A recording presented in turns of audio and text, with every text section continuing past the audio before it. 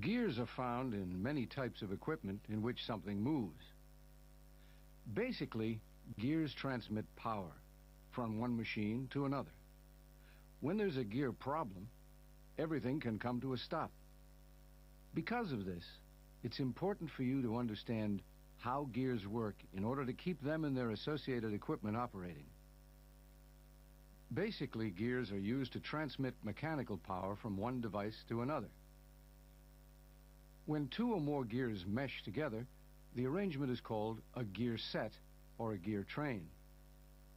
Also, each gear is generally attached to a shaft. Often, gears that are meshed together will be of different sizes. In this case, the smaller gear is referred to as the pinion, and the larger one is simply referred to as the gear. Now, the way in which gears transmit power can be described in terms of speed and torque. Basically, torque is a force which produces or tends to produce rotation. Combinations of gears of different sizes can be used to change the speed and torque that is transmitted from one part of the machine to another.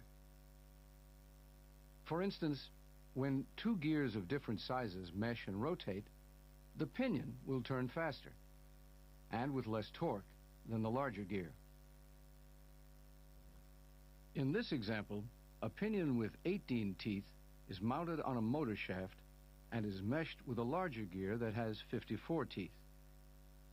During operation, the pinion makes 3 complete revolutions for each single revolution of the larger gear. This relationship in which the gear turns at 1/3 of the pinion speed is a result of the number of teeth on the pinion and the larger gear. This relationship is called the gear teeth to pinion teeth ratio, or simply the gear ratio. This ratio can be expressed as the number of gear teeth divided by the number of pinion teeth.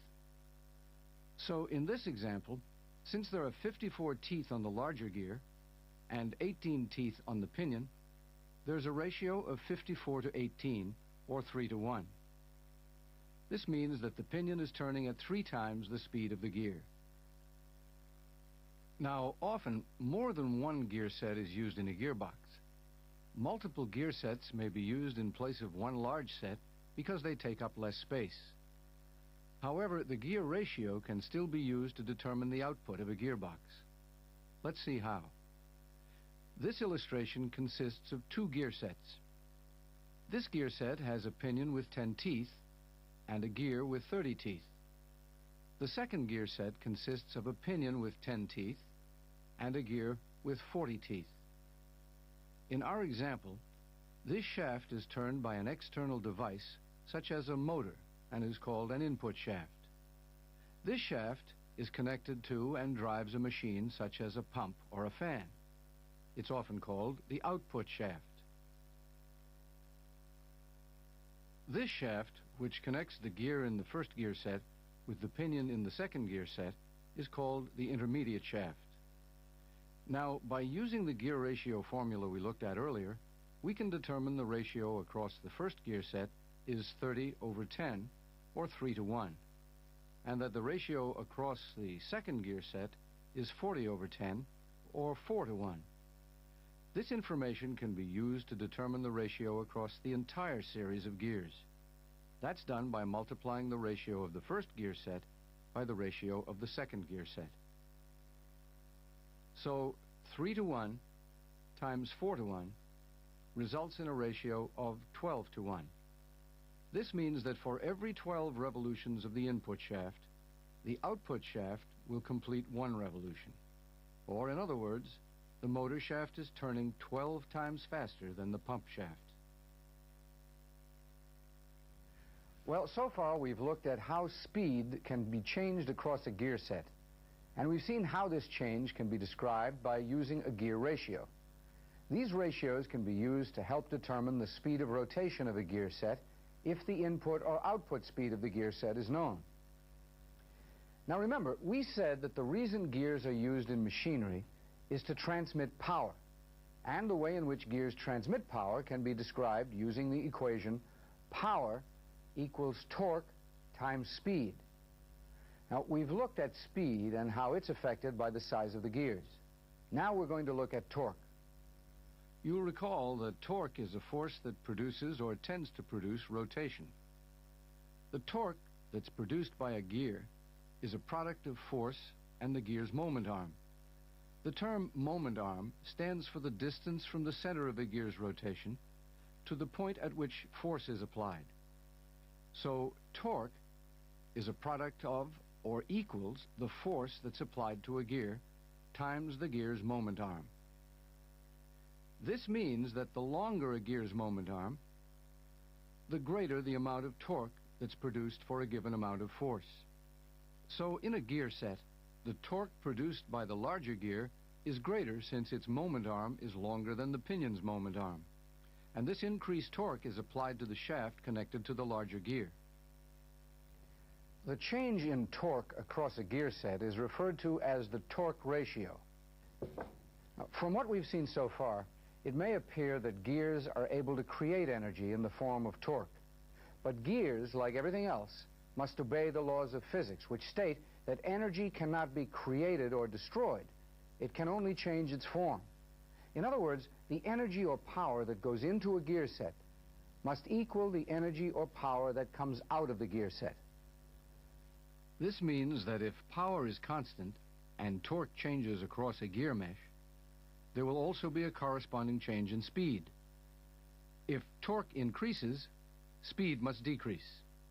And if torque decreases, then speed must increase. The relationship between power, torque, and speed not only describes what occurs across a gear set, but also explains why gears are used to transmit power. Gears are selected for particular jobs based on what the requirements are for either speed, torque, or both at the output of a gear set. For example, the next time you're driving to work, imagine what it would be like if you had to travel the entire distance in first gear. The gear ratio in this car is about 3.5 to 1 in first gear.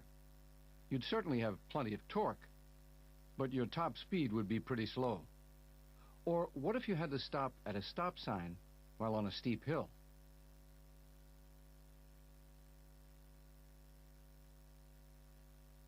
Well, if you try to start up in fourth gear, you may spend the rest of the day at that stop sign. That's because the gear ratio in fourth gear is about 1 to 1. Your potential for reaching a high speed will be there, but there's not enough torque to get you going. Another gear arrangement would be more suitable in this situation. In first gear, you have enough torque to get you going again. This is a spur gear. Its gear teeth are machined or cut straight across. When two spur gears mesh to form a gear set, as shown here, the smaller spur gear is referred to as the pinion, and the larger gear as simply the gear. A spur gear set transmits power from one shaft to a parallel shaft and is widely used in situations in which speed and torque are relatively low. In this arrangement of gears, the pinion and gear rotate in opposite directions. When it's necessary for two parallel shafts to rotate in the same direction, either an idler gear or an internal gear must be used.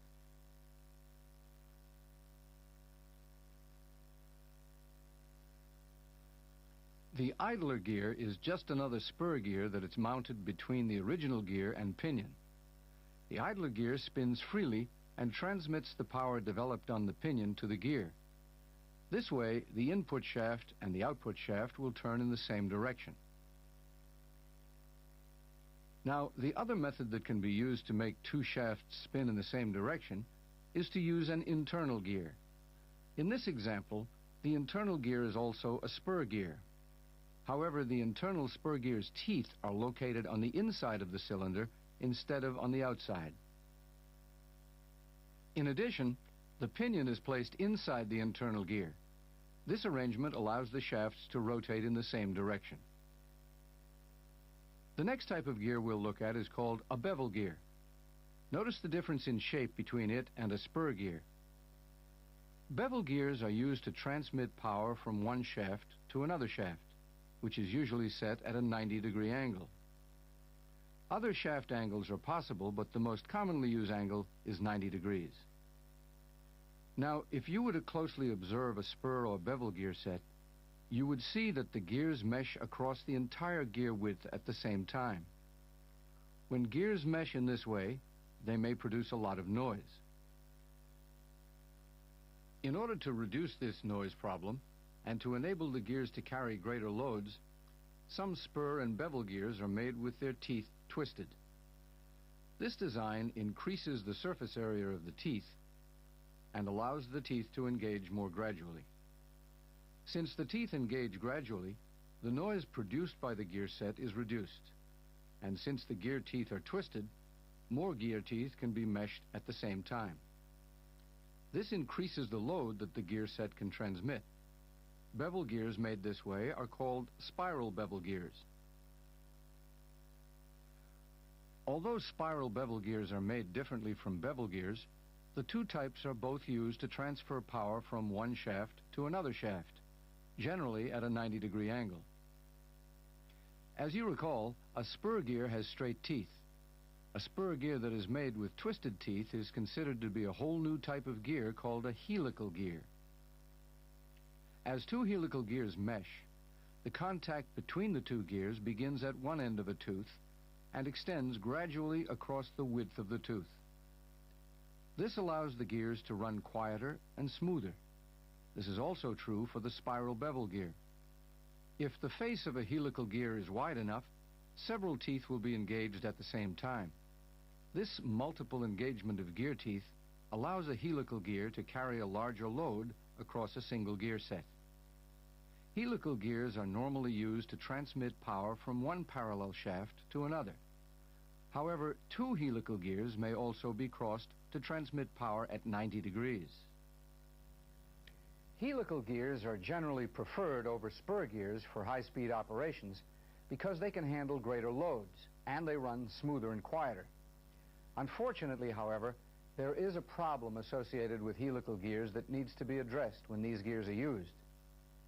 The problem is that as helical gear teeth mesh, an axial thrust is developed along the shafts that support the gears. In other words, the gear and shaft try to move sideways. One of the ways to compensate for this thrust is to add a thrust bearing on the gear shaft.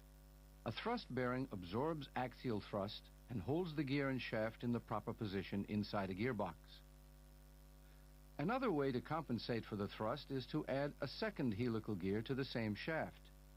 This second gear's teeth are sloped in the opposite direction from the first helical gear, which acts to effectively cancel the thrust developed by the first gear.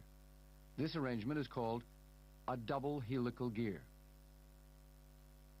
If this type of gear's right and left hands or sides are cut on the same cylinder, as shown here, the entire unit is referred to as a herringbone gear. There are herringbone gears in which a gap has been manufactured between the two sets of teeth, and there are other herringbone gears which are manufactured without this gap. Now, the last type of gear we're going to look at in this part of the program is called a hypoid gear. This is a typical hypoid gear. A hypoid gear resembles the spiral bevel gear in some respects. For example, hypoid gears are shaped like spiral bevel gears, and hypoids are used on cross-axis shafts like bevel gear sets are. But unlike bevel gear sets, the shafts of hypoid gears do not line up with each other. They're offset. This offset allows hypoid pinions to have as few as 5 teeth in a high-ratio gear set, while the various types of bevel gears typically don't have less than 10 teeth on a pinion. The smaller number of teeth on a hypoid pinion means that larger ratios can be obtained with a hypoid gear set than with a bevel gear set of the same dimensions. The gears we've looked at are some of the most common types of gears that are used, but keep in mind there are other types of gears as well. A worm gear set is characterized by one of its members having a screw thread. This part of the gear set is referred to as the worm.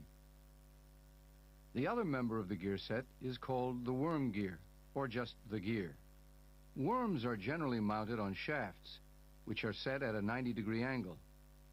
Power is usually applied to the worm, which in turn drives the gear. The worm in a worm gear set is considered to be the pinion of the gear set. Because a worm has very few threads or teeth, a worm gear set has a very high gear teeth to pinion teeth ratio. Worm gear sets are generally used in situations where a large speed reduction with a subsequent large increase in torque is needed. Now, there are several different types of worm gear sets commonly used that you should be familiar with. Let's take a look at a couple of the most common. This is a single enveloping worm gear set. This type of gear set is one in which the gear is throated so that it wraps partway around the worm. The contact area, or mesh, between the worm and the worm gear is significantly increased by this arrangement and allows a larger load to be carried across a single gear mesh. Another type of worm gear set is the double enveloping worm gear set. In a double enveloping worm gear set, the worm is also throated so as to wrap partway around a throated gear. This arrangement further increases the contact between the worm and the worm gear. So this type of gear set can carry even larger loads than a single enveloping worm gear set of the same size.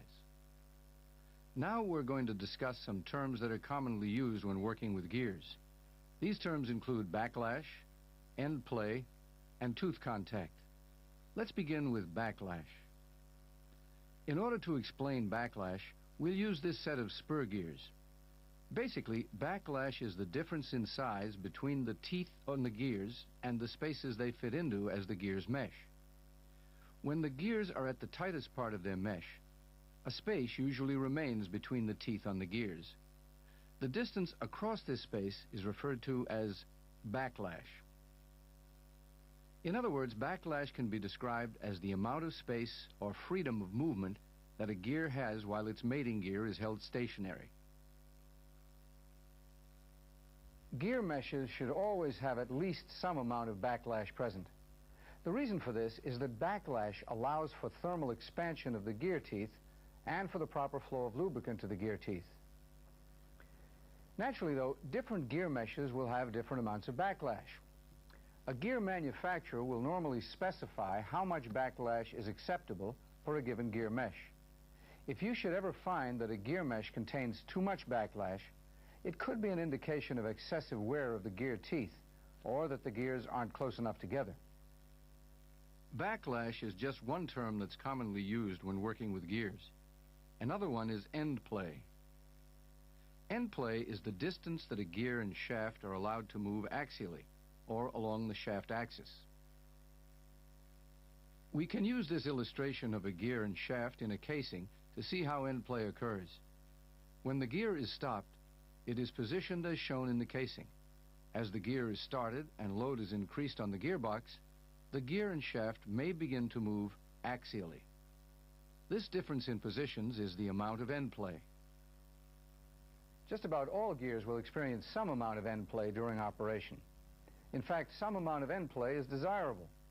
For example, a small amount of end play will allow the parts to expand when they heat up during operation. However, too much end play could prevent proper meshing of a gear and pinion and could cause uneven wear problems, overheating, and alignment problems. Severe cases of axial movement can even cause the gear teeth to break. End play can usually be adjusted by installing or removing shims from between the end caps and the bearing housing. The shims place the bearings, gear, and shafts in proper position inside the casing and controls the amount of end play by limiting axial movement. The manufacturer of a gear set will normally specify the allowable amount of end play associated with the gear set. Well, now that we've discussed backlash and end play, let's focus on another term that's commonly used when discussing the operation of gears: tooth contact. Basically, tooth contact is the area where gear teeth touch each other when they're meshing. Tooth contact may appear as a band of contact on a gear tooth. Ideally, this band of contact should be near the center of the gear teeth and parallel across the gear teeth and fairly uniform from gear tooth to gear tooth. If it's not, it may be an indication of misaligned gears. which would result in improper tooth contact. Improper tooth contact, in turn, might cause excessive wear of the gear teeth. Many gear arrangements are enclosed in housings called gearboxes. Gearboxes also contain additional equipment that supports gear operation. This gearbox is used as a reduction gear drive for a conveyor. Basically, a reduction gear drive reduces the speed of the prime mover, such as a motor, to a slower speed required by the load, which in this case is a conveyor belt.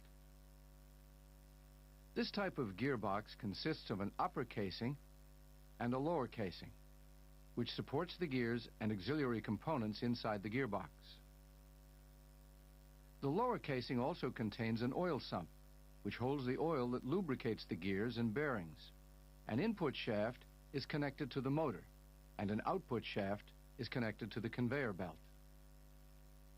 Finally, these are bearing end caps. Their job is to position the bearings within the gear casing halves. This gearbox is a double reduction type. It steps down the motor speed in two stages. The first stage of speed reduction occurs across this helical pinion and gear. The second stage of reduction occurs across this pinion and gear. The pinions and gears are mounted on shafts, which is supported by bearings on either end. The bearings are supported in parts of the casing referred to as the bearing housings. Spacers, or shims, are placed between the bearing housings and the end caps to properly position the bearings, shafts, and gears inside the casing halves. This gearbox uses wet sump lubrication. This means that the larger gears would be partially submerged in the oil sump in the lower casing. As the gears rotate, they would pick up oil from the sump and transfer it to the pinions. Part of the oil which is slung off the gears and pinions would collect in troughs in the lower casing. These troughs direct the oil to the bearings, and any excess oil in these troughs would overflow back to the sump. In addition to the one we just looked at, there are many other kinds of reduction gearboxes. They can vary with respect to their number of stages as well as the type of gears they employ. One of the more common uses for mechanical differentials is in the rear end of a car. When we look underneath this car, we can see the housing for the differential. The differential is connected to the drive shaft and the axles going to the rear wheels. When a car is driven in a straight line, the rear wheels rotate at the same speed, and the mechanical differential simply transmits power from the drive shaft to the rear axles. However, when a car is making a turn, the wheels rotate at different speeds. In this case, the differential still transmits power to the rear axles while allowing the axles to rotate independently of each other. This mechanical differential consists of 3 bevel gears, a spider shaft, and a balancing block. These 2 bevel gears are mounted on bearings on the spider shaft and are free to rotate around it. This bevel gear is mounted to a balancing block on a bearing and is also free to rotate. The balancing block is attached to the spider shaft and rotates with it. The shafts that provide inputs and outputs are connected to the differential through these spur gears. Okay, now that we've identified its major parts, let's see how this arrangement works. When this shaft is rotated, the mechanical differential transmits power to these 2 shafts. If we continue to rotate this shaft and hold this shaft stationary, the differential continues to transmit power to this shaft. The same is true if this shaft is held stationary. As you can see, the differential allows these 2 shafts to move independently of each other. Okay, now let's see what happens when these 2 shafts are turned. As you can see, this shaft turns. As we've seen from this example, a differential can have multiple inputs or outputs. Another function that a differential performs that's less obvious is its ability to compare multiple inputs and provide a corresponding output. Right now, this differential is comparing the speed and direction of rotation of each of these 2 inputs and providing a corresponding output on this shaft. To get a better picture of how the differential compares inputs, let's change the speed and direction of rotation of these two shafts. We'll rotate this shaft at 500 RPM in a clockwise direction, and this shaft at 500 RPM in a counterclockwise direction. In other words, we'll provide inputs that are exactly opposite. Since the inputs are exactly opposite, they cancel each other out, and the differential provides no output. If we slow down this shaft, the differential now sees a difference in the input speeds, and the output shaft rotates. The output speed is proportional to the difference between the input speeds. Mechanical differentials are used in a variety of applications. We saw how they were used in cars. They're also used in many measuring instruments to mechanically monitor and compare rotation of equipment components. Many gear failures can be traced to one element that's common to most gear sets, and that's a bearing. Experience has shown that many reported gear unit problems resulted from bearing failure or damage. Bearings often fail due to lubrication problems such as contamination of the lubricant. Another common cause of bearing failure is gear unit overheating. This condition could be caused by a number of things. For example, overheating could be caused by a buildup of dirt on a gear unit that is cooled by radiating heat to the environment. A third reason for bearing failure could be that the unit was damaged when it was first installed or during subsequent maintenance. Another cause for failure could be that the unit experiences excessive vibration when it operates. A gear unit being out of alignment or position is another common cause of bearing failure because it places an additional load on the bearings. The malfunction of either the couplings between the gearbox and the prime mover or those between the gearbox and the driven equipment could be the cause of bearing failure. A failed coupling could cause excessive vibration to be transmitted to the gearbox and bearings. A failed coupling could also throw a gearbox shaft out of alignment. Still another reason for bearings to fail could be that either the prime mover or the equipment that's supplied by the gearbox is operating improperly. For example, a conveyor belt could be periodically overloaded during operation. This overload may be transmitted to the bearings in the gearbox and could damage them. All of the conditions that we just mentioned can lead to early bearing failure. And if a bearing fails, it can result in a lot of damage to the gears in the unit. One type of gear problem is gear tooth breakage.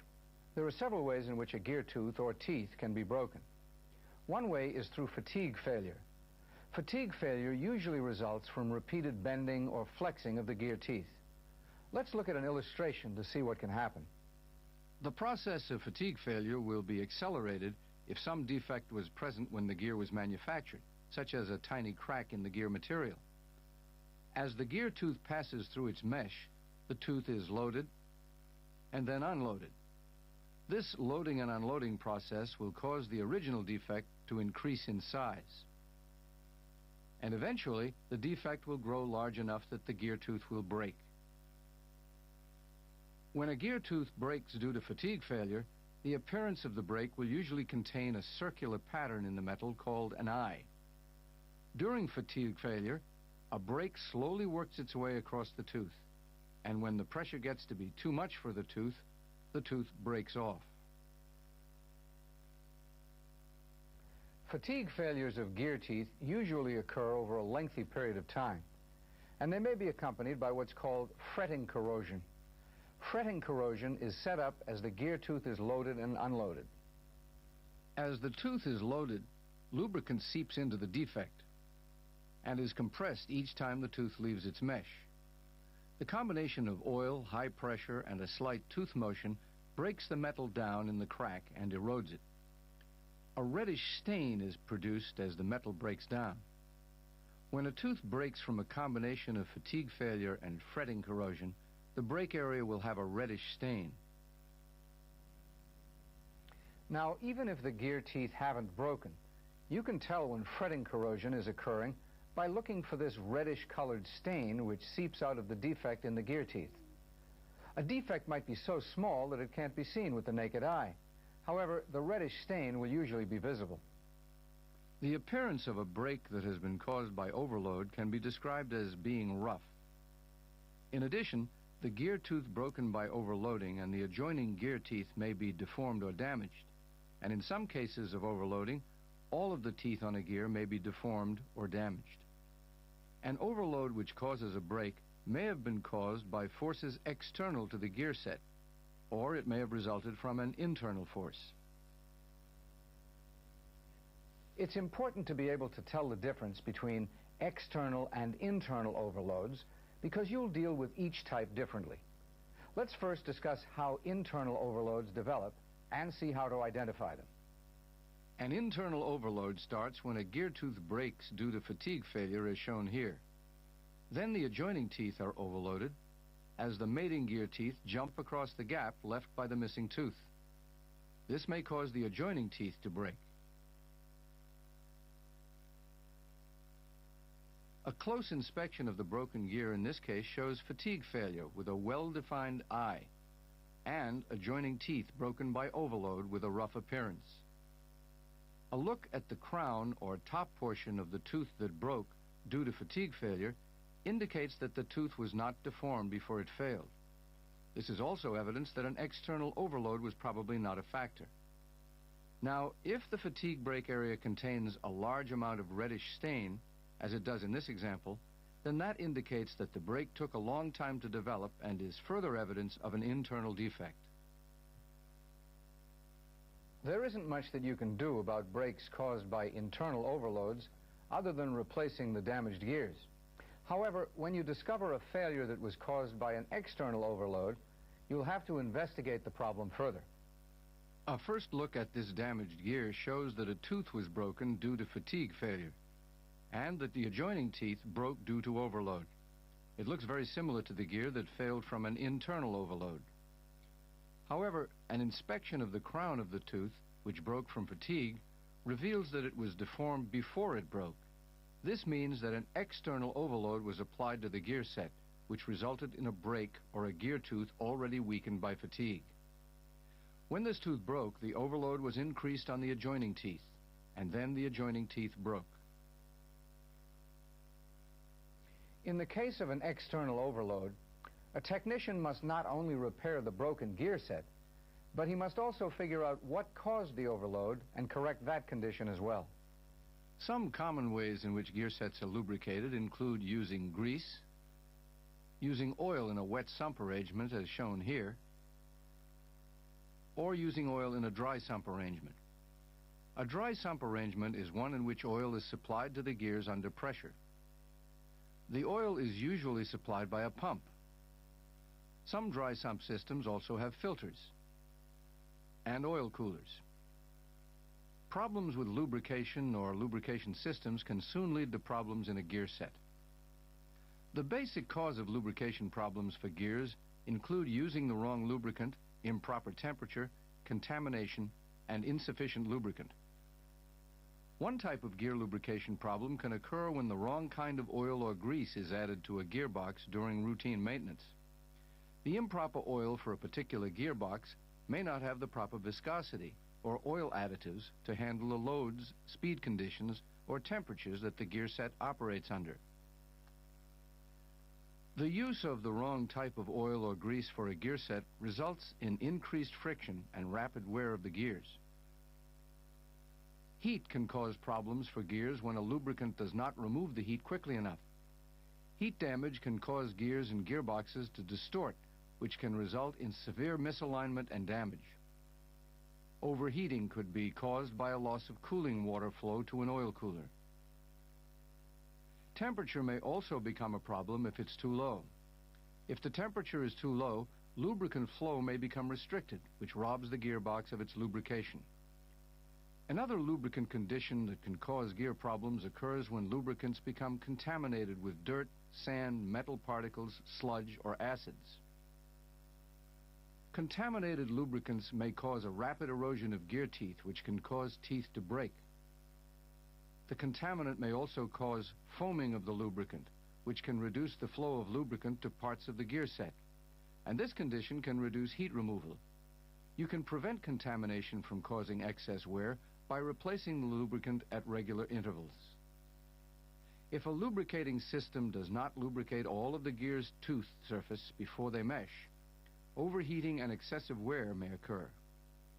Insufficient lubrication can be a result of clogged filters, clogged or improperly adjusted spray nozzles, or the improper operation of the lubricating system.